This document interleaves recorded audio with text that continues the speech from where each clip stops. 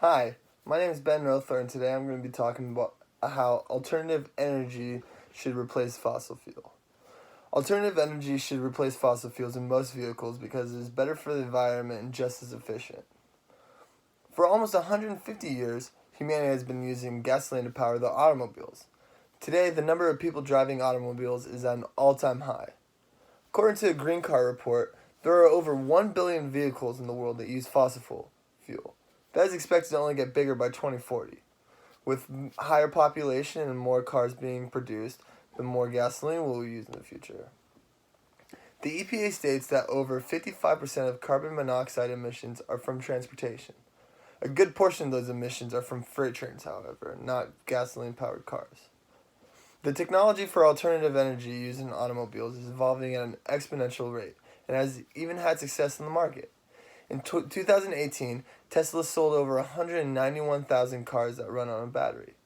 And they recently just unveiled a new truck that is breaking waves on the internet and has a lot of people talking about Tesla. Gasoline consumption is also at a high in the United States. We're using more fossil fuels than we've really ever used before, and that should be alarming to people. In 2018, the U.S. used about 143 billion gallons of gasoline. That equates to roughly 341 million gallons a day.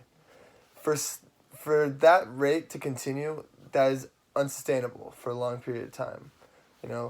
Fossil fuels and gasoline is a limited resource that we only have a limited amount that we can drill from the earth. So at one point, we'll run out and we'll have to evolve to next level energy sources to power our cars.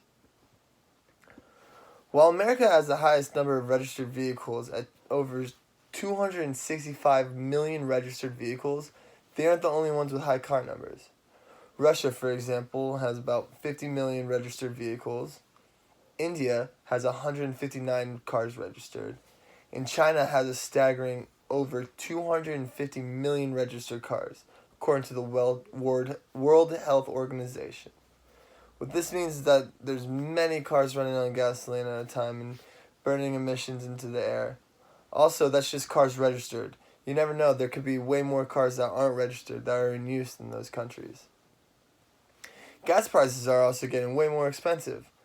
In Hong Kong, for example, it is the highest, most expensive for 1 liter of gas.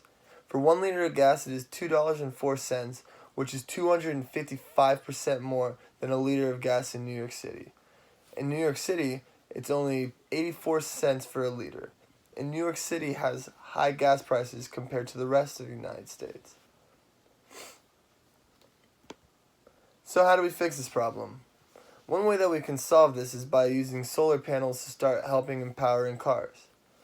But that'll have to wait for the future because while they are in development of such technology, it isn't complete.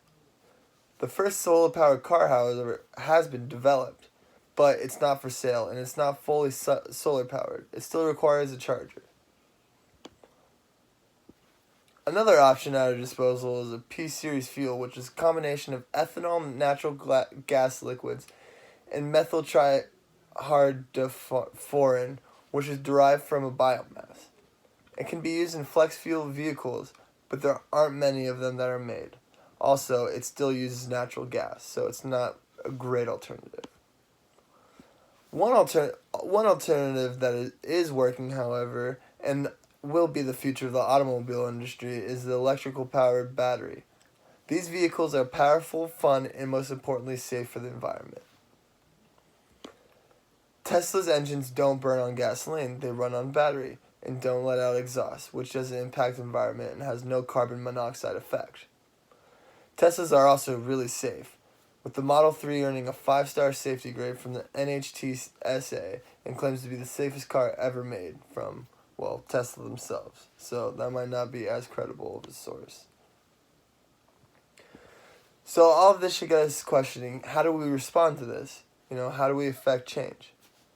Well, going from fossil fuel cars to battery powered cars won't be easy. It won't be a quick transition either. It'll have to happen over time, which, nobody can rush that.